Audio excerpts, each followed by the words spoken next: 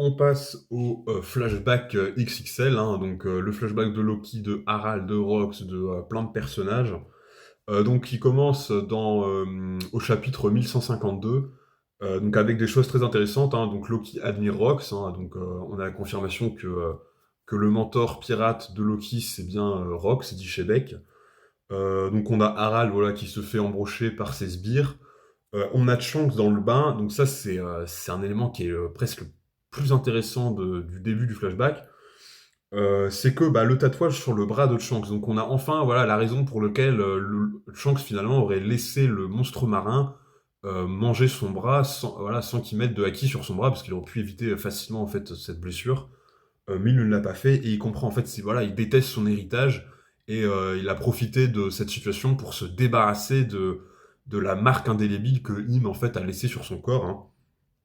Et après ça, donc après la double page intéressante, donc avec l'embrochage de Harald, hein, on passe en fait au 1153 où on est sur l'enfance d'Harald. Donc Harald, au début, j'ai beaucoup apprécié son enfance. Voilà, le mec, c'est un gros connard, hein, c'est vraiment le pirate originel. Et en fait, la nana, donc Hilda, elle va lui apprendre les bonnes manières, hein, et en fait, ensemble, ils forment un très bon duo. Je trouve que c'est quand même une très belle histoire au début. En plus, voilà, donc il y a le délire du racisme avec le sang pur, le fait qu'il y ait les géants antiques. En plus, voilà, la nouvelle femme de Harald, bah voilà, c'est vraiment un peu voilà, la chouin qui est accro au fric, hein. Et en plus, bah, qui est complètement respectueuse, hein, c'est une très mauvaise personne. Et puis, bah, Loki, bah, il a vraiment pas de chance, hein, il naît avec des yeux différents, c'est un géant antique, sa mère va le rejeter, donc sa mère, voilà, c'est vraiment voilà, la pire des connasses, hein. Voilà, ce qui est intéressant chez Oda, c'est qu'on a quand même les mères qui sont les plus belles personnes du monde de One Piece, hein, Belle-Mère et tant d'autres. Et à côté, on a quand même aussi un peu de nuance avec des personnages féminins qui vont être beaucoup plus détestables, hein, comme Big Mom, comme pas mal de persos. Donc il y a peut-être un peu une inspiration aussi à la Tom Jedusor, un peu d'Harry Potter, hein, parce que voilà, Tom Jedusor est né en fait d'une union sans amour. Alors, bon, on sait pas trop si Harald aimait sa nouvelle femme, mais en tout cas, la mère de Loki déteste son fils, et c'est un peu, voilà, c'est un peu le même genre de développement, donc on a peut-être une inspiration issue du lore de J.K. Rowling.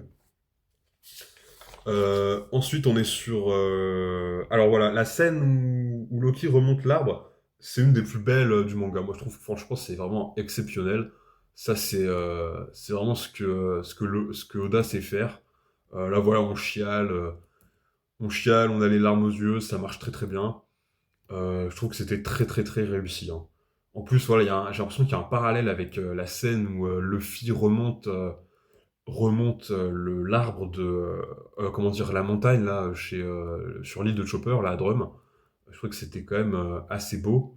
Voilà, puis on sent que bah, voilà, Harald, il est complètement à côté, hein. Il pense en fait, qu'à son rêve, hein, d'ouvrir les frontières d'Elbaf et d'améliorer les relations avec les humains. Ensuite, on passe au 1154. Donc, ils mettent tout sur le dos de Loki, hein. Dès qu'il y a une catastrophe, bah, évidemment, c'est la faute du Loki, c'est la faute de la personne qui est différente. Voilà, s'il pleut, s'il y a de la neige, c'est la faute de Loki. S'il y a un problème, c'est la faute de Loki. Si la limite il y a eu Big Mom qui a déglingué des villages, c'est la faute de Loki. Et tout c'est de sa faute. Donc la scène d'arrivée des bateaux humains, j'ai trouvé que c'était très très bien fait. Voilà, tout ça, je trouve que voilà, c'est Oda, il sait faire ce genre de choses, hein. Ces paysages avec la flotte, la mer, l'arbre d'Elbaf derrière et tout, c'est très très beau. Voilà, donc on remarque quand même que le travail d'Harald a marché, ça a payé ses fruits. Donc jusque-là, j'ai rien contre Harald, hein. Il a quand même des bonnes idées. Enfin voilà, jusque-là, je trouve que c'est quand même un très bon roi. Euh, Après, donc, on a. Alors voilà, la mère de Loki meurt, hein. Bon, sur ça, j'étais quand même très content. Mais voilà, bah, Loki, évidemment, il est plus du tout dans l'humanité, hein. Il a abandonné l'amour et il va vivre que dans la haine et en fait dans l'envie de sauter la vie. Euh, et, euh, Et donc c'est, en fait, bah, voilà, c'est plutôt, alors il y a un truc intéressant, c'est voilà, il y a une discussion entre Jarl et Harald où, ils parlent de Galela. Alors c'est ça, c'est vraiment pas mal, ça rajoute, du lore, pour du pas pour du lore cette fois, mais pour plutôt des révélations. Moi je pense que c'est ces géants-là, qui ont construit Pluton et c'est pour ça que Icebarg a créé, a donné ce nom-là à son entreprise sur Water 7. Donc c'est des géants et c'est eux qui ont construit Pluton. Et on apprend aussi qu'il y a eu une lettre, en fait, qui a été adressée à Elbaf et qui dit voilà, que ces géants ont été capturés, que 100 géants antiques ont été capturés par quelqu'un, on ne sait pas qui. Je pense qu'ils ont été emprisonnés dans la glace. Et bon, j'aimerais bien lire cette lettre, hein, mais apparemment l'histoire a été un peu perdue au fond de l'océan. Voilà, il y a toujours ce lien avec la montée des eaux. Mais voilà, Jarl, il a plein de choses intéressantes à dire, mais j'ai l'impression qu'il va être complètement mis de côté par Oda. Ensuite, on a bah, voilà, Loki qui fout le bordel sur l'île, hein. Donc, moi, ça m'a fait un peu penser voilà, à la jeunesse d'Oden en un peu plus dur. Voilà, quand même, il tabasse bien son frère Arjroudin, hein. Mais voilà, on sent qu'il est en manque d'amour, il souffre, il essaye de se suicider, un peu à la Kaido, hein. Et ensuite, on a l'arrivée de Xebec, pareil, hein, très très belle arrivée, très bonne introduction. Donc le mec arrive sur l'île, à peine accosté, il dégomme dans une petite case une montagne, il la tranche en deux, et il pose voilà, trois questions à Loki, hein. Où est Harald? Est-ce qu'on est sur Elbaf? Donc plutôt deux questions. Et donc derrière lui, bah, on voit donc Barbe Blanche, Shiki et Stussy, et on apprend donc qu'il a rencontré Harald lors de la rêverie, qu'il a tué un amiral de la marine et qu'il est recherché par le gouvernement mondial, hein, qui a une prime sur sa tête. Et donc ça, je trouvais que c'était quand même très très réussi. Euh, alors la seule erreur, je trouve, de cette introduction, c'est bah, on apprend que c'est le père de Barbe Noire, l'un des quatre empereurs. Ça, je pense que ça avait pas trop le lien. Enfin, on aurait pu le faire après, en fait, dans le flashback. Il n'y avait pas besoin de l'introduire maintenant. Ça, je trouve que c'est un peu con, parce qu'en plus, avec la tête qu'il a, bah, on devine directement que c'est le père de Barbe Noire, ou qui est plus ou moins lié à Barbe Noire, hein.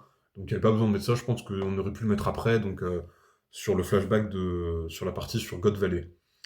Ensuite, on est sur le 1155. Là, Oda nous régale.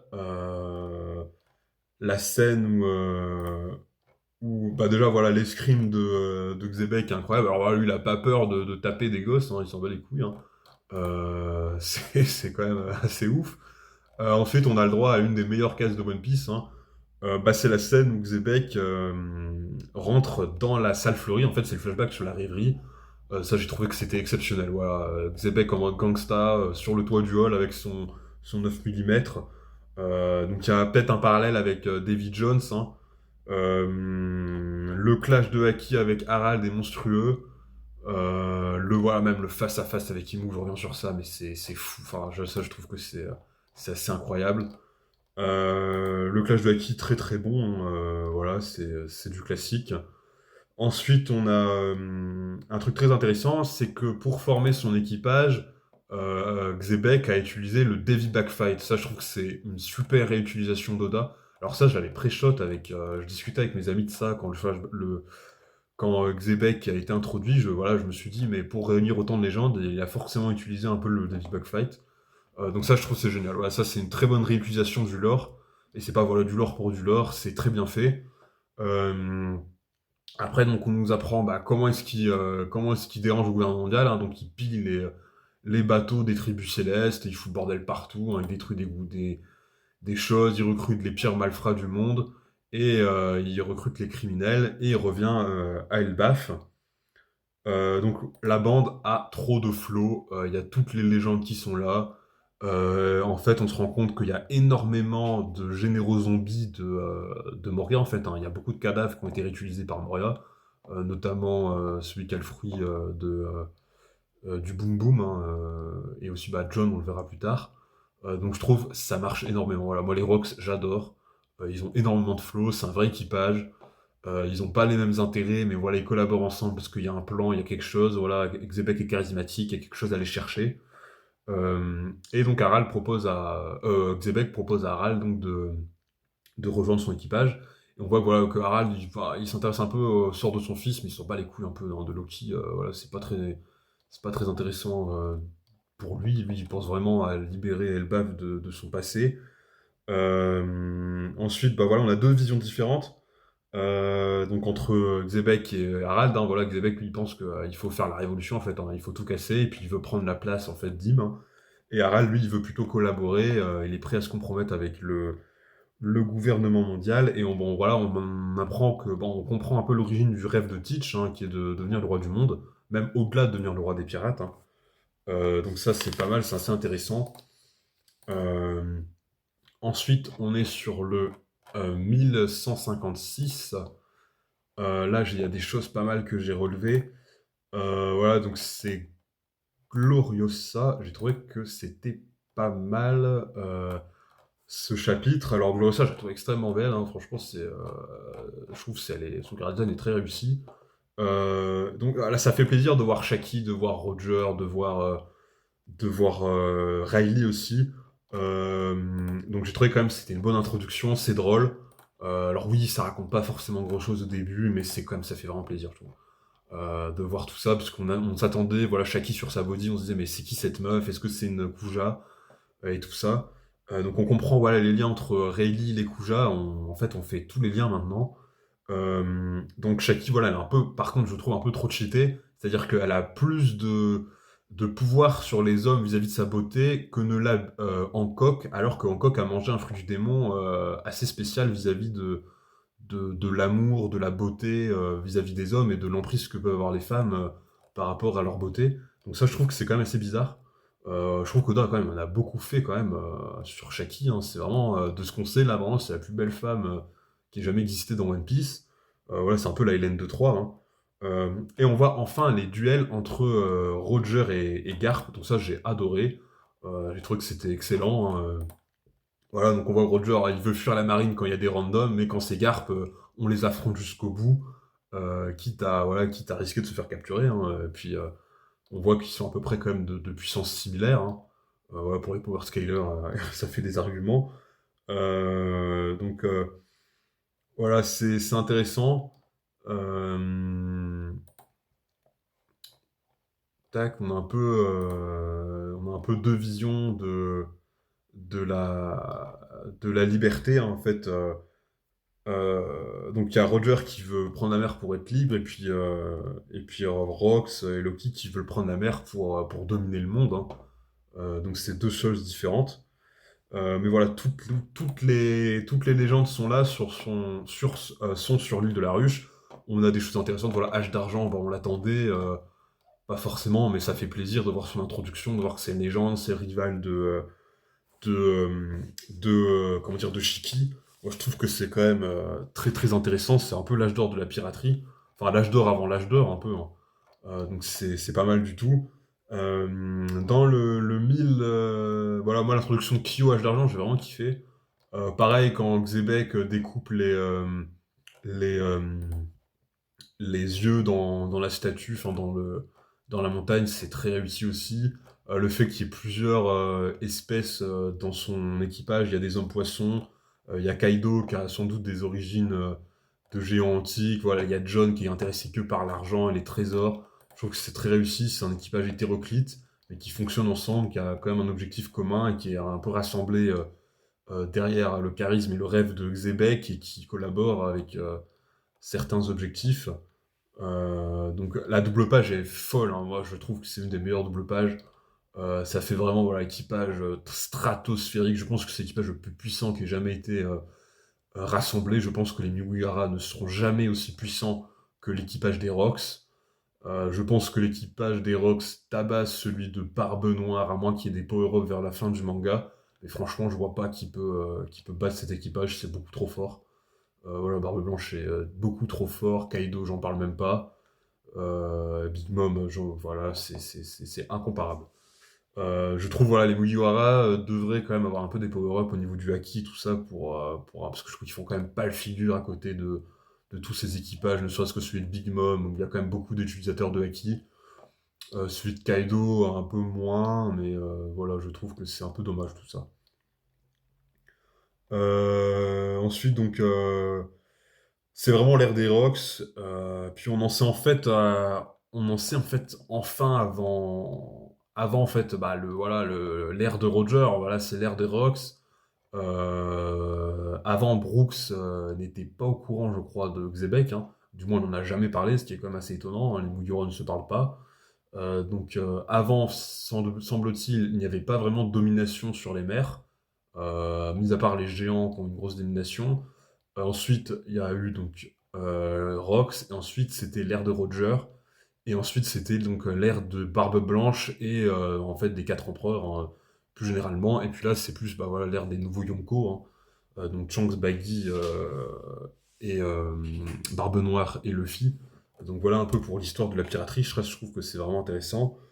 Harald, il porte ses couilles, hein, il défie le gouvernement mondial. Euh, il y a les pontes de la marine qui sont là. Ensuite, on passe donc au 1158 avec en première page. Alors voilà, ce qui est intéressant, c'est que les Rocks volent les.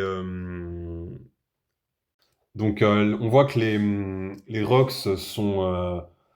sont quand même. Alors, bon, c'est des fils voilà, de 1-1, mais ils font quand même quelque part des bonnes actions parce que voilà, ils volent aux voleurs complètement corrompus, à l'élite qui est censée aider les gens et aider les pauvres, et en fait qui arnaque totalement les populations. Donc, ça, j'ai trouvé que c'était pas mal. Et on voit, c'est ce que nous avait dit Barbe Blanche, hein, que dans son ancien équipage, tout le monde essayait de s'entretuer pour prendre le pouvoir. Voilà, on a Nashiki qui lâche des bombes sur Kaido et Barbe Blanche. Et voilà, Barbe Blanche qui a déjà son fruit du démon, hein, donc il était déjà extrêmement balèze à l'époque, hein. Donc c'est pas mal du tout. On arrive au chapitre 1157, et là on a un peu voilà, le palmarès des Rocks, hein. Qu'est-ce qu'ils ont fait comme, quand ils étaient sur les mers. Et on voit voilà, que Xebec c'est quand même un bon gars. Alors c'est quand même un peu un fils voilà, de 1-1, mais il vole les voleurs, il vole les gens qui sont censés aider les gens, en fait, qui sont totalement corrompus, qui ne s'intéressent qu'au profit. Donc ils volent les arnaqueurs du gouvernement mondial, hein, donc ça en soi c'est une bonne chose, hein. Et on voit que, comme le disait Barbe Blanche, hein, son ancien équipage était terrible, les membres essayaient de se tuer sans cesse. Donc là on a Shiki qui lâche des bombes sur Kaido et Barbe Blanche. On voit que bah, voilà, Barbe Blanche a déjà son fruit du démon, hein, il est déjà d'une puissance complètement stratosphérique. Et voilà, j'aime bien les relations dans la bande, quoi, parce que ça change un peu. Bon, les Mugiwara, évidemment, ils s'entendent très bien, c'est génial, hein. Mais voilà, ça montre d'autres types de relations. Ça fait évidemment penser à l'équipage de Barbe Noire. Je trouve que c'est pas mal, ça fait vraiment vrai pirate, quoi. On n'est plus dans voilà, l'aspect chez les Mugiwara, c'est la piraterie très romantique, hein. Finalement, on pique pas, on ne s'intéresse pas tellement au profit. On ne fait pas de mal à autrui, on libère les peuples, mais voilà, c'est très romantique tout ça. Et là, je trouve que c'est plus, voilà, plus pirate, plus brut, plus adulte finalement. Ensuite, voilà, c'est vraiment l'ère des Rocks. On en sait enfin voilà, sur ces terres avant celle de Roger. On a donc Harald donc, qui porte ses couilles plus ou moins et qui. Non, pas du tout, en fait. Il porte pas ses couilles. Ouais, si, oui, si, il porte ses couilles. En fait, bah là, il défie le gouvernement mondial en refusant donc de plier avec l'histoire des. On a donc Harald donc, qui porte ses couilles plus ou moins et qui. Non, pas du tout, en fait. Il porte pas ses couilles. Ouais, si, oui, si, il porte ses couilles. En fait, bah là, il défie le gouvernement mondial en refusant donc de plier avec l'histoire des esclaves. Là, hein. Il dégomme le bateau de la marine et tout. Donc ça, c'est le truc, c'était pas mal. Là, il a pas trop vrillé encore. Il a pas trop vrillé mauvais. Ensuite, on a donc les pontes de la marine. Donc là, ça fait plaisir. On est au quartier général de la marine, on a Garp, Sengoku, Tsurukong. Ça fait vraiment plaisir de les voir, de voir un peu voilà, leur évolution. C'était des vice-amiraux. Ils étaient quand même très impétueux comparé à aujourd'hui, évidemment. Ils sont beaucoup plus âgés. On a Shaki qui met tout le monde à l'amende, hein. C'est quand même vraiment étonnant. Elle a pas de fruit du démon. Elle a un sacré pouvoir quand même, finalement, rien qu'avec sa beauté. Donc voilà, je trouve quand même que c'était très drôle. Voilà. Après, donc, le gouvernement mondial l'a fait à l'envers à Harald, évidemment. Donc là, Harald, enfin, il est complètement naïf, hein. C'est complètement con. Voilà. Ensuite, on passe au 1158.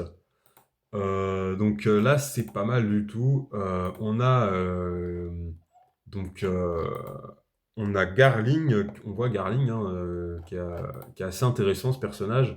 À noter que je pense que ça sera quand même un des peut-être pas des antagonistes finaux, mais il sera dans le dernier carré si vous voulez des antagonistes finaux dans One Piece. Et on voit, bah voilà, moi je trouve que Harald devient un abruti total. Euh, voilà, se soumet totalement au gouvernement mondial et en fait il voit pas vraiment, il est tellement manipulé par son rêve de collaborer tout ça qu'il voit pas que l'entité avec laquelle il veut collaborer est totalement corrompue, que ça n'a strictement aucun sens et qu'il ferait peut-être mieux de se ranger du côté Xébec pour fonder un nouvel ordre et se battre un peu contre la corruption, contre les dragons célestes, hein. C'est assez étonnant. On a Shanks et Shamrock sur God Valley. Donc tout se connecte, hein. Donc c'est là où vraiment, on a vraiment ce flashback, ce multi-flashback XXL, hein, entre tous les personnages. On voit que tout se connecte, tout est relié. C'est assez intéressant. Et que tout ça donc, va mener vers un sacré flashback. Moi je trouve que c'est quand même un des meilleurs de tout One Piece. Hop, on arrive au 1159. Moi la déception que j'ai par rapport à ce flashback, avec God Valley, c'est bah, que le trésor de la ruche, c'est Shaki. Je trouve que c'est un peu décevant. Moi, je m'attendais à quand même quelque chose de lié au siècle oublié, de lié aux arts antiques, de lié aux poneglyphes, de lié à quelque chose. Peut-être un fruit du démon, une arme, quelque chose. En fait, pas du tout. C'est juste une nana. Donc c'est un peu, voilà, c'est un parallèle avec... c'est un clin d'œil, je pense, à la guerre de Troie, hein, dans la mythologie grecque, hein, où finalement les Grecs se battent pour Hélène, mais surtout aussi pour les détroits que contrôle la ville de Troie, pour les richesses des routes maritimes sur laquelle Troie gouverne. Voilà, c'est un peu décevant, même si ça reste quand même assez drôle, hein. Mais bon, Shamrock, bon, c'est un gros fumier, hein, on le voit sur... euh, non, c'est pas Shamrock, putain.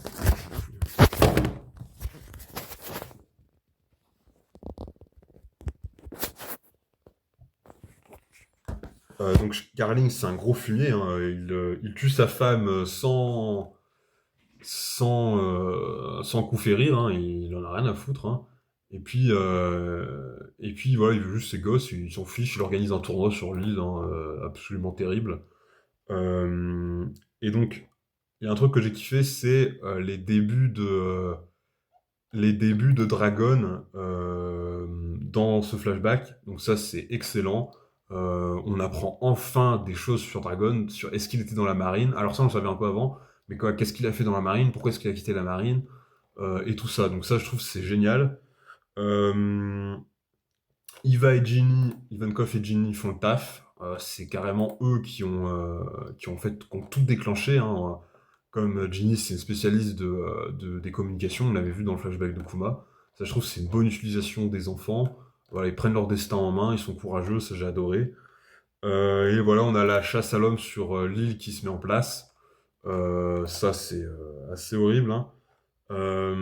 Et on a des infos du lore quand même avec quand Xebec arrive sur le bateau d'Harald où il révèle son vrai nom, donc Davy dit Xebec. que ça serait lié, voilà, au monde des ténèbres. Donc God Valley, c'est son île natale, et lui, donc, il veut en fait sauver sa famille, hein. C'est un peu un hasard que la chasse à l'homme se soit faite sur cette île. Et donc, les dragons célestes vont chercher donc à obtenir les fruits du démon en tuant plus de personnes et à obtenir Shaki et à tuer donc les membres du clan de Xebec, hein, le clan d'Evi. Ensuite, on est sur le 1159, hein, donc c'est Dragon en fait qui libère Shanks et Shamrock. Donc ça c'est pas mal, je trouve. Ça donne pareil, ça connecte tout entre les différents personnages. Et on voit que Dragon quand même a eu un rôle très intéressant dans sa jeunesse, hein, qu'il vient pas de nulle part, alors qu'avant bon il avait quand même pas trop de développement. On voit quand même très peu. On sait juste qu'il est évidemment contre l'injustice, contre le gouvernement mondial, et que c'est un ancien de la marine, mais c'est à peu près tout. Donc ça, je trouve que c'était pas mal. On a là aussi bah, ce lien entre Kuma et Dragon, Ivankov, Kuma et Dragon, hein. C'est Dragon qui les a vachement aidés, alors sans qu'ils soient au courant. Je trouve qu'il y a une double page très très belle, c'est celle de, euh, de la de l'arrivée des Rocks sur l'île. Donc là, on est plus dans le 1159, hein.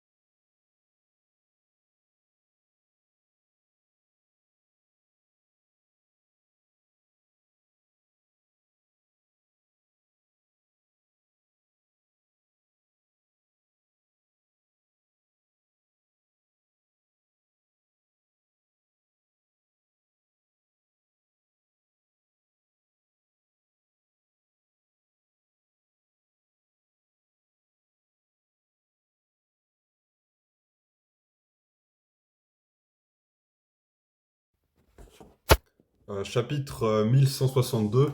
Donc, dans ce chapitre, Kuma et Iva gèrent. Je trouve que vraiment c'est assez incroyable leur prestation, hein. Dans tel état de détresse, ils font tout pour essayer de s'en sortir et de sauver le maximum de gens. En plus, ils tombent sur Big Mom la tarée, hein, qui va leur voler les fruits du démon.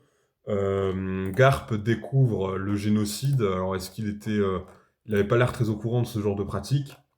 Après, le monde de One Piece est vaste, hein, il y a énormément d'îles, sachant que les exterminations comme ça, c'est tous les 3 ans, donc si tu travailles pas sur cette île-là au moment où ça arrive, t'es pas forcément au courant. Le gouvernement mondial fait tout pour censurer, pour bloquer ce genre de fuite. Ensuite, on a donc Xebec qui affronte sa famille qui est Domi Reversi. Notez que, voilà, je trouve que les Chevaliers Giants, c'est des fraudes, hein, ils se font découper. Et puis, je suis pas très fan du Domir Reversi, moi je trouve que ça fait vraiment Halloween. Ensuite, donc, on a Kaido qui vole le fruit du Uonomi à Big Mom. Donc, on a enfin la réponse pour l'histoire de la dette. Notez que c'est pas vraiment une dette parce que Big Mom n'a pas donné le fruit du démon à Kaido. Donc, je vois pas en quoi est-ce qu'il y a une dette entre eux. Euh, ensuite, on a tac, tac, tac. On a donc Saturne qui va débarquer sur l'île, donc en forme Imsama, et on a donc Zebek qui a découpé toute sa famille, hein. Ça, j'ai trouvé que c'était excellent. On voit que le mec, c'est vraiment un dur. Bogarlin, bon, à terre et tout, Bogarlin, c'est une fraude, hein. Moi, je l'ai toujours dit, les Chevaliers Divins, c'est des fraudes. On a une super double page avec Kaido, Xebec et Barbe Blanche. J'ai trouvé excellente cette double page. Et ensuite, on passe au 1163. Juste avant, donc, Xebec qui dit aux autres, eh ben, Im, c'est le monde. Alors ça, c'est pas mal du tout comme révélation. Donc, qu'est-ce que ça signifie exactement? Je ne sais pas. Le 1063, donc on a Im qui découpe tout le monde, hein, Saint-Saturne contrôlé par Im. Et on a quand même des informations, voilà, le monde de Im n'est pas encore est inachevé, et il veut en quelque sorte préparer la fin du monde. Je pense que c'est lié à la montée des eaux, mais ça, voilà, on n'a pas encore toutes les connexions pour faire les parallèles. Donc on a Garp qui se tape contre Im, donc ça c'est assez incroyable, il y a aucune conséquence en fait, il aura même pas de sanction plus tard. Ça je comprends pas trop, c'est un peu bizarre. Euh, on a John qui a le fruit de Kid, qui a une utilisation un peu différente. Lui voilà, il aimante son corps pour attirer les trésors, je trouve que c'était plutôt pas mal quand même. De voir un peu voilà différentes utilisations de fruits du démon. L'autre par contre, le, le pirate, alors j'ai plus son nom, mais le pirate chinois, entre guillemets, Guangdi, ou je sais plus comment il s'appelle, lui, il utilise un peu le même pouvoir, le fruit du boom boom, hein, comme le mec de Baroque Works. Et on a l'attaque combinée entre Roger, Gar, Kaido, Big Mom, Barbe Blanche, Xebec et c'est tout, je crois que j'ai oublié personne, qui est folle aussi, hein. Moi je trouve que cette combinaison est folle, folle, folle, folle. Notez que c'est peut-être une des attaques combinées les plus puissantes de l'histoire. Vu les dégâts que ça fait, là, il n'y a que du HDR, hein. Tout le monde a le haki des rois, tout le monde a le haki avancé, donc ça doit faire mal quand même, hein. Ensuite, on est sur plutôt sur le 1164 avec le Domi Reversi de Xebec. Moi, bon, ça, je suis pas fan, hein. Moi, je trouve que c'est pas très bien utilisé. Donc, en plus, on comprend pas comment ça fonctionne, hein. Là, ça marche, parfois ça marche pas. Euh, Après, donc, on a un peu de révélation avec Davy Jones. Est-ce que ça serait l'ancien roi du monde? Alors, Im dit que non, mais Im a l'air un peu vexé, donc je pense qu'il l'a été peut-être un court instant où il y a eu un peu quiproquo. Mais là, voilà, Im agit un peu comme un gosse. Voilà, la ferme, cet homme n'a jamais été le roi, pas même une seconde, et ma relation avec lui ne te concerne pas. J'ai l'impression d'avoir un peu un enfant, moi, devant. J'ai l'impression que Im est parfois un enfant, donc c'est assez bizarre. Alors, après, donc, les, Donc voilà, Im nous dit, voilà, il y aura plus jamais de gens comme eux, et qu'ils doivent tous disparaître en gros, hein, et puis qu'elle a trouvé d'excellents soldats, en la personne des géants, et que, bah, le roi est stupide en fait, et qu'il va être manipulable, ce qui n'avait pas été le cas, visiblement à la dernière guerre. Donc les géants vont jouer un gros rôle important pour la prochaine guerre. Notez que moi j'ai jamais trouvé que les gens étaient extrêmement puissants, mis à part Harald. Dire, ils peuvent être one-shot assez facilement par un utilisateur de haki un peu puissant, quoi. Ce qui est assez étonnant, c'est que l'équipage des Rocks le voit changer, mais se pose pas de questions. C'est-à-dire que voilà, bah, ils se barrent en fait. Ils se disent ouais, on s'en fout un peu, on se barre quoi. Enfin, puisque Kaido et Big Mom vont quitter après le champ de bataille. Voilà, il y a Kuma qui gère, hein, c'est lui qui sauve les gens. Ça, j'ai trouvé que c'était pas mal. On avait déjà vu en plus dans le flashback de God Valley, hein. Les échanges de coups sont incroyables, hein. Enfin voilà, la scène où t'as Xebec qui tranche la montagne, c'est fou. Euh, Après, t'as, euh, t'as quand même voilà, le dialogue entre la femme de Xebec et, euh, et lui et Xebec, donc, qui est en demi-réversible. J'ai trouvé que c'était assez très touchant. Moi, la femme de Xebec, je trouve que c'était un super perso. En plus, elle s'en est tirée, elle s'en est sortie, donc elle a dû grandir quelque part avec Teach sur une île, hein, et en plus, on sait que Teach a des sœurs, donc elle a dû se remarier, ce qui est assez étonnant. Kuma sauve tout le monde. Im ne se rend pas compte de la supercherie, en fait. C'est assez étonnant. Il n'a pas de acquis de l'observation pour voir que Kuma a évacué les gens sur l'île. Il pense que ça a été fait. Donc il va lui dire de tuer tout le monde sur l'île, hein, d'exterminer tout le monde. Euh, et ensuite, donc, on a Garp et Roger qui appellent Xebec pour le taper, hein, puisque Roger veut protéger son équipage le temps de la retraite, et Garp veut protéger donc tous les civils sur l'île. Et on a évidemment Dragon, hein, qui fait des trucs de fou, hein, je trouve, c'est un très bon développement. Euh, Ça, j'ai trouvé que c'était pas mal. Après, donc, on passe au 1165. Euh,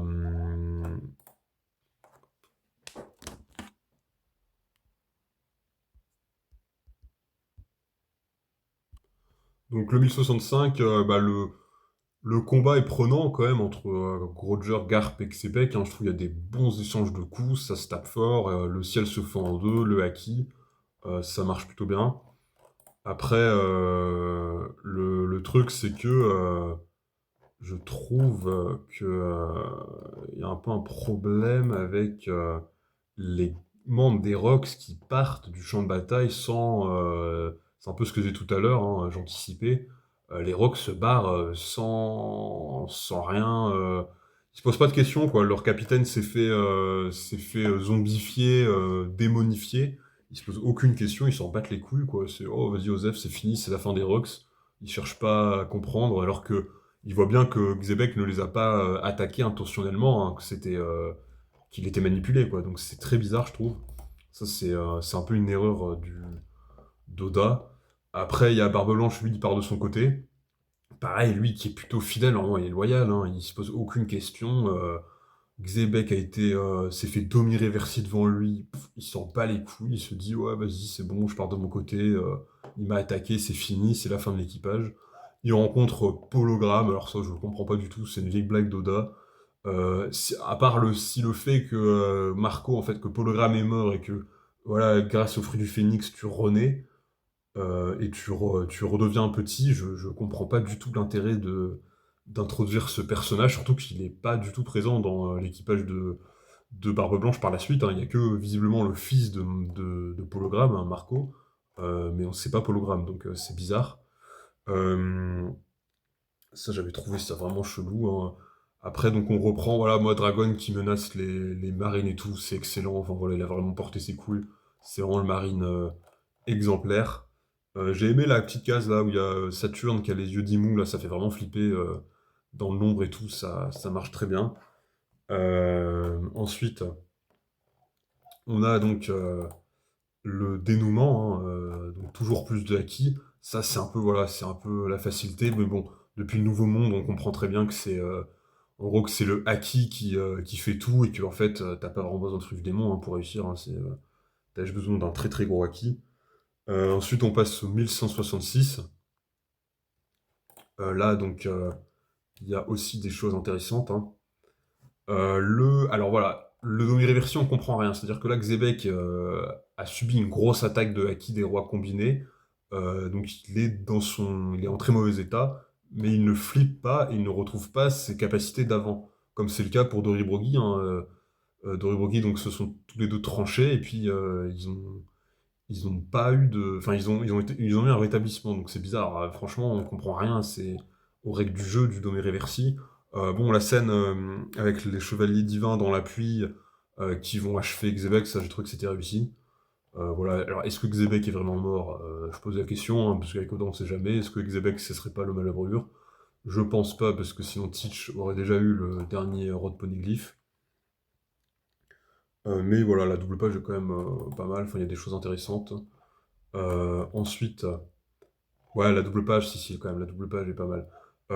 Avec les chemins différents, la foudre, tous les quatre empereurs, Roger, Dragon, Shanks et tout, c'était vraiment, vraiment pas mal. Ça, c'est une très très bonne double page qui est un peu historique. Hein. Si je devais retenir les doubles pages de One Piece, celle-là serait dedans forcément. Tac. Ensuite, donc, on passe la suite, on a donc voilà l'équipage de Roger qui découvre Shanks dans le coffre. Hein. Donc on a enfin tout le fin mot de cette histoire. À noter que comment est-ce qu'ils ont rencontré Baggy, ça c'est une question que je me pose. Ils ont dû le prendre sur une autre île, ça va être un orphelin, quelque chose comme ça. Donc Rox a été vaincu. Et ce qui est assez étonnant, voilà, c'est Garp, il a pas de remontrance. Garp a comme attaqué Saturne, a attaqué Imu, et à aucun moment Saturne et Imu se disent qu'il faut virer Garp de la marine ou même qu'il faut l'exécuter. C'est assez bizarre. Et on a une explication donc entre Garp et Sengoku que moi j'aime bien. Alors je sais qu'il y a des gens dans la communauté One Piece qui détestent cette explication, dans le sens où ils pensent voilà, que Garp et Sengoku ce sont des collabos. Alors oui, mais il faut savoir que dans le monde de One Piece, qui fout la merde en majorité, c'est quand même les pirates. C'est-à-dire que le gouvernement mondial, vous voilà, vous êtes d'un royaume, vous êtes un prolo, vous payez votre tribut céleste, votre roi fait pas trop de conneries. En général, vous vivez quand même plutôt bien. Par contre, dans ce royaume-là, s'il y a un Kaido, une Big Mom qui se ramène, un Crocodile, un ce que vous voulez, là vous avez passé de très très mauvais moments. Donc voilà, c'est très nuancé en fait, je trouve, le monde de One Piece. Et ce qu'explique Sengoku, c'est que bah, lui, il est prêt à faire des compromis avec la pourriture du gouvernement mondial, mais pour protéger les civils et faire un peu ce qu'il peut pour protéger les gens des pirates et tout ça, quoi.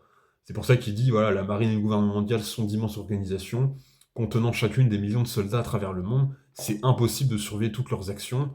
Et je vois bien les décisions folles des dirigeants, mais je fais comme si de rien n'était. Lui, voilà, lui cherche les promotions, il cherche à être au sommet. Alors, quand il a été au sommet, il faut dire qu'il n'a pas fait grand-chose non plus, mais c'est un personnage un peu nuancé.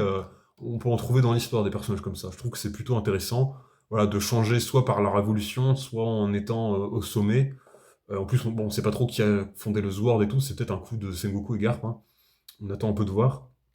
Et après, bah, Garp, il dit voilà, moi je vais pas démissionner, j'ai des choses à protéger, faut protéger la bleusaille et donc voilà, les marines, les civils, des pirates, hein, parce que les pirates foutent la merde. Hein, les gens ne se rendent pas compte, je pense, dans One Piece à quel point les pirates sont problématiques en fait, quoi.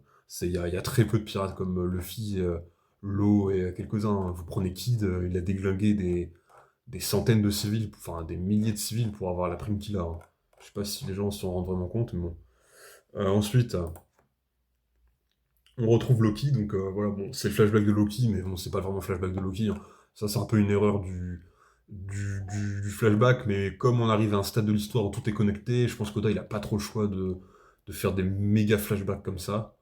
Donc on a des choses intéressantes, voilà, Loki qui pleure la mort de Rox, hein, son modèle.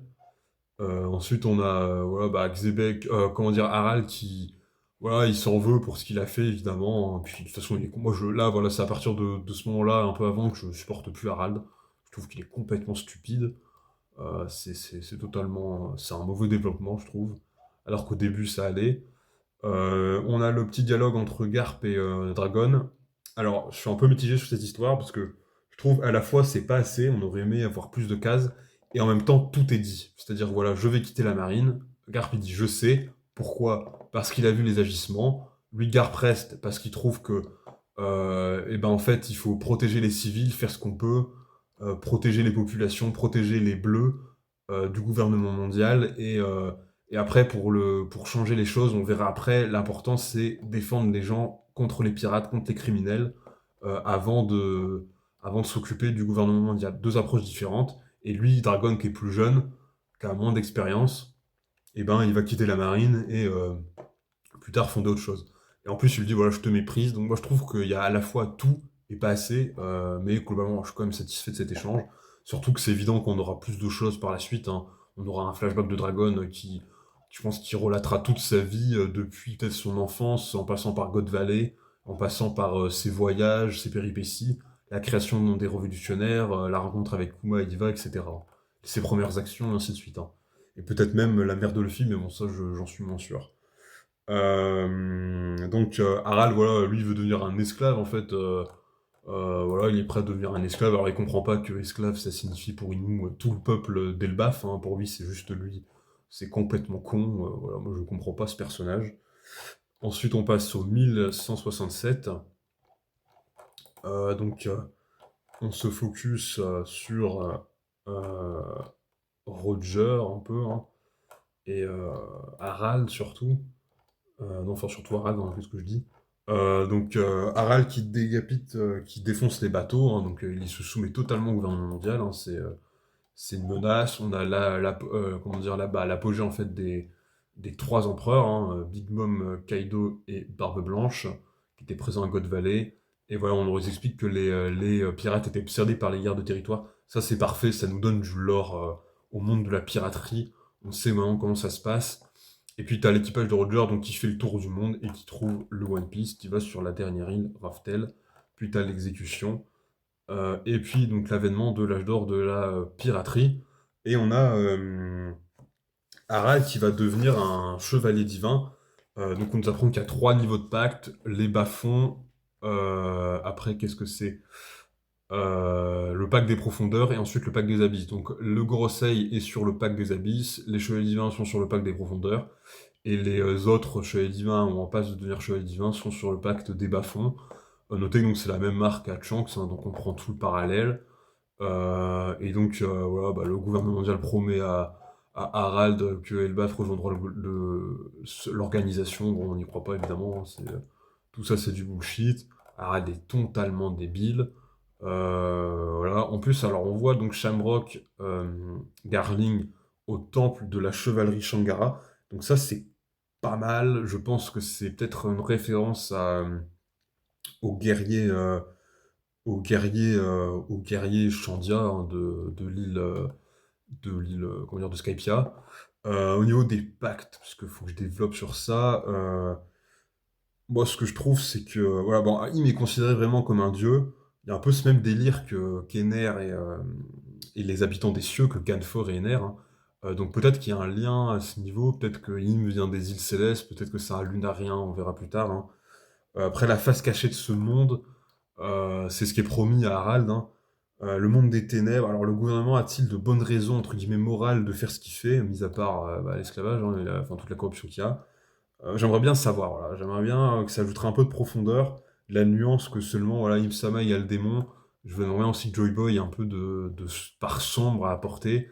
Voilà, est-ce que Im a tenté de créer une société, de créer en fait une organisation mondiale pour gouverner sur tous les peuples, et que pour ce faire, il est prêt à se salir totalement et à éradiquer certaines idéologies pour se faire, et que Joy Boy, lui, était plutôt pour la liberté, pour toutes les doctrines, mais plutôt voilà, dans une vision anarchiste. Ça, faudrait qu'Oda nous donne des réponses un peu sur les projets politiques dans One Piece, hein, que ce soit Dragon ou d'autres. C'est ce qu'on attend. Ensuite, on a Shamrock, Samur, c'est Harald, hein. Donc voilà, on a un peu voilà, la culture des chevaliers divins. En gros, ils peuvent un peu faire ce qu'ils veulent. Enfin, du moins, Harald peut faire ce qu'il veut. Ensuite, on a l'échange entre Harald et le roi de l'île des hommes poissons, Neptune. C'est pour ça que moi, je pense que Mossa et Shirahoshi, et que Loki va aller la délivrer. Je pense qu'en fait, ils vont être ensemble à la fin. Il va y avoir une romance entre les deux personnages. Ensuite, on a Zoro qui arrive à Elbaf. Bon, voilà, Zoro, hein, une école, d'accord. C'est pas mal. L'épisode Fisher Tiger, ça c'est moi c'est un de mes épisodes préférés, hein. Fisher Tiger, un de mes persos préférés. Donc on a Shanks qui libère Fisher Tiger. Ça j'ai trouvé que c'était excellent. Notez que on a aussi l'information, alors que Shanks a eu la cicatrice de son œil droit juste avant, gauche pardon, juste avant d'aller sur la Terre Sainte. Alors est-ce qu'il a fait en mission pour la Terre Sainte? Peut-être que la Terre Sainte l'a envoyé en mission contre l'équipage de Barbe Blanche et que là, Teach lui a infligé cette blessure. Ça, c'est tout à fait possible. Ensuite, voilà, on a un peu, voilà, on voit que le Chang qui fait ce qu'il peut pour s'intégrer, hein, que c'est un peu compliqué pour lui.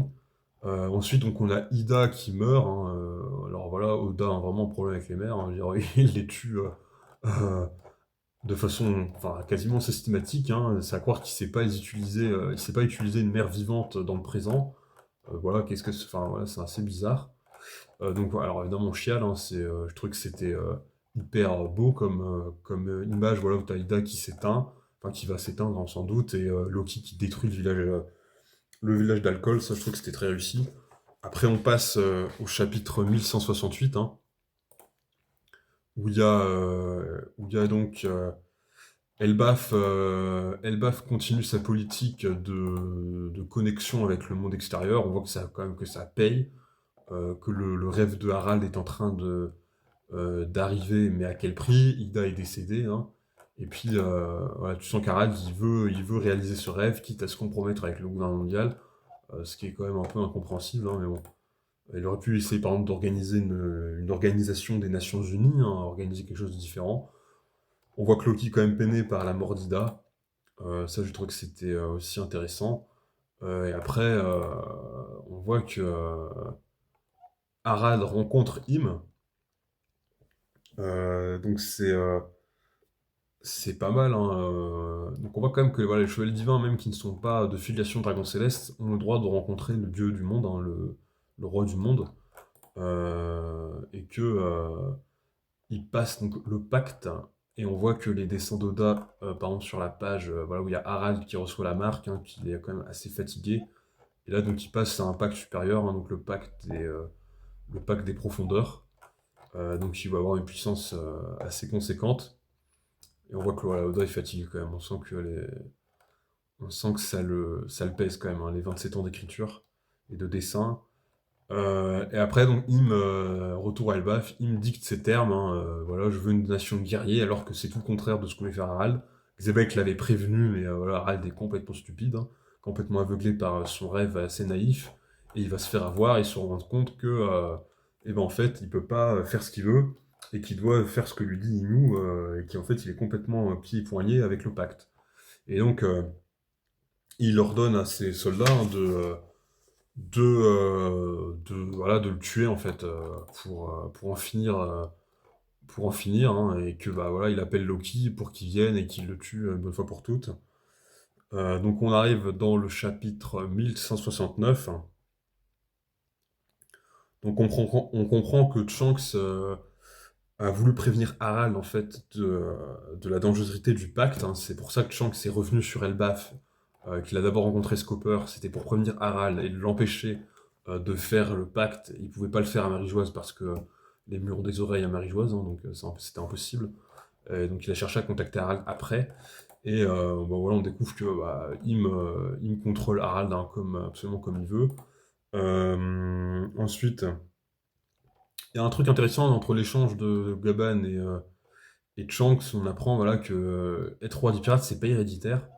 et que pour Gaban, ça ne va pas du tout de soi, hein. C'est la personne que Roger attend, que l'équipage de Roger attend, ce n'est pas du tout forcément quelqu'un affilié génétiquement à l'équipage de Roger ou à Roger en lui-même, hein. Ça, je trouvais que c'était assez intéressant.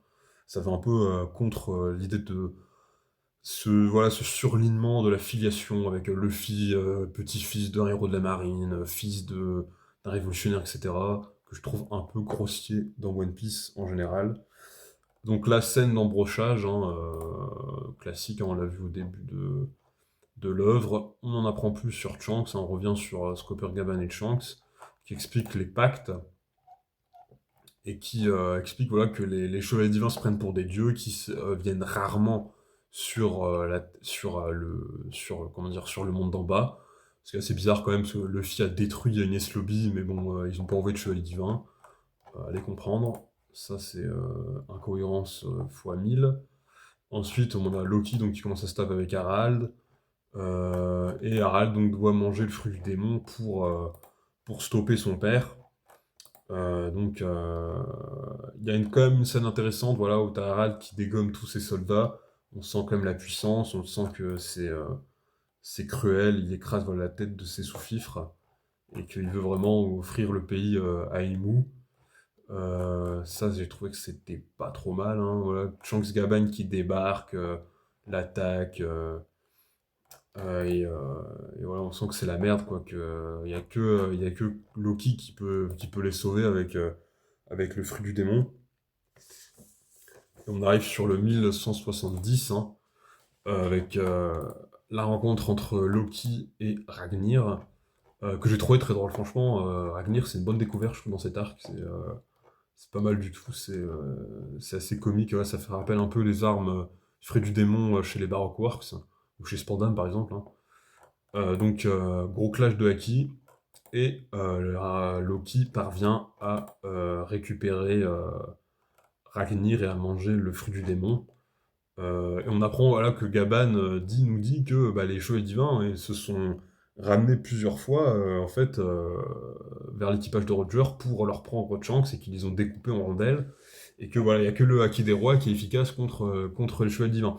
Ce qui exclut quand même pas mal de personnages, hein, pour les battre à la fin de l'œuvre, hein. Même là, bah, j'en déduis que Sanji et Zoro, évidemment, utiliseront le Haki des rois pour battre les chevaliers divins, mais que c'est plutôt, voilà, c'est pas Usopp qui va s'occuper des chevaliers divins, quoi. C'est plutôt Law, voilà, des personnages beaucoup plus forts, peut-être Crocodile, on ne sait pas s'il l'a, mais c'est peut-être possible. Peut-être Kid, hein, s'il est vivant.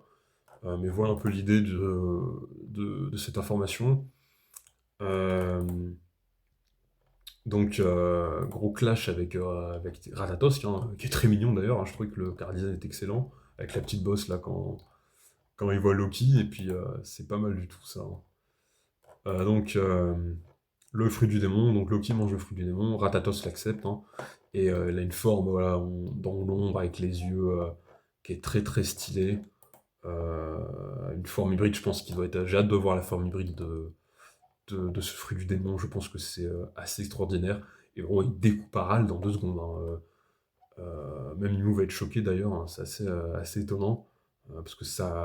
Alors bon, les cas se succèdent, on ne sait pas exactement combien de temps ça a duré, mais il le défonce assez rapidement. C'est fou. Et donc, voilà, Harald transmet en fait, ses dernières volontés à Loki, hein. Il lui dit voilà, tu vas prendre la tête d'Elbaf, tue-moi, et puis raconte ce qui s'est passé, et protège le pays, quoi. Donc la double page où Loki tue Harald, moi je trouve que bah, voilà, c'est pareil, hein, c'est très très beau, avec les éclairs et tout, il n'y a rien à dire, hein, c'est du très bon travail de Oda. Et puis après, donc, on passe au 1171. Alors le combat donc est terminé, on voit les dégâts de la bataille, hein, la bataille devait être folle, hein, pour voir autant de dégâts. J'ai hâte de voir ça en animé, j'espère qu'ils vont faire quelque chose de fou. Loki a mangé le fruit du démon, et on voit donc Shanks quand il parle avec Gaban, on voit que bah voilà, Shanks n'est plus dans la course au One Piece. Shanks a une quête familiale à accomplir.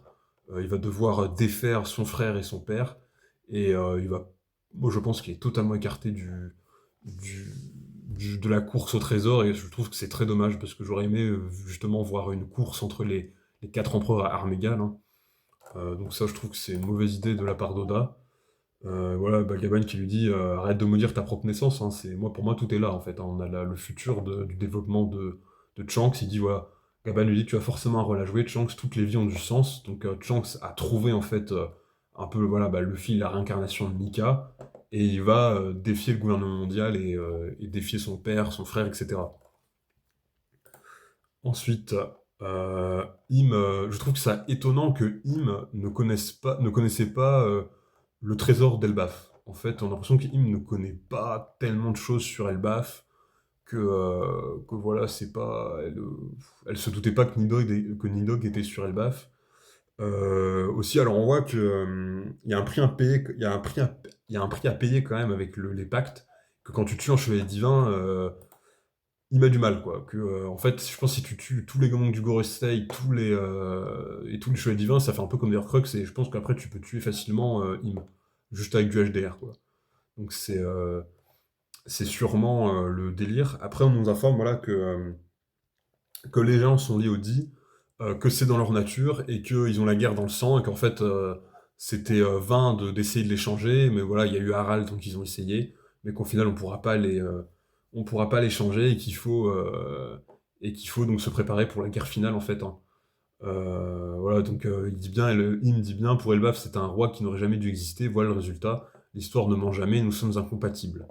Donc ça, c'était très intéressant, ça explique que pour la suite, probablement... alors c'est étonnant, parce que Im va réessayer de les utiliser, alors elle a essayé de faire un peu par la manière douce, entre guillemets, avec Harald, juste en le compromettant avec le pacte, mais voilà, là, elle essaye de le refaire avec les enfants, donc Im n'a pas vraiment tiré les leçons non plus de toute cette histoire, donc c'est assez étonnant, mais on verra par la suite.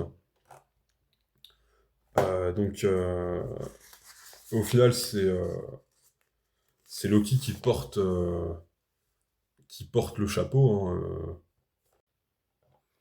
Au final, c'est Loki qui va porter tout le chapeau, hein. Il y aura une alliance entre Gaban, Jarl et et Shanks aussi qui étaient présents. Donc c'est étonnant que Shanks ait arrêté Loki en fait. Je comprends pas pourquoi est-ce qu'il l'a cloué à l'arbre. C'est assez bizarre. Alors je pense que Loki devait foutre tellement la merde sur les mers que Shanks s'est dit que c'était ingérable et il s'est dit je vais le clouer là. Et peut-être qu'un jour il rencontrera la réincarnation de Nika, donc Luffy ou un autre. Ou alors j'utiliserai après quand j'aurai besoin de sa puissance pour renverser le gouvernement mondial. Donc pour ça, à voir. Et après là, donc on retourne dans le présent.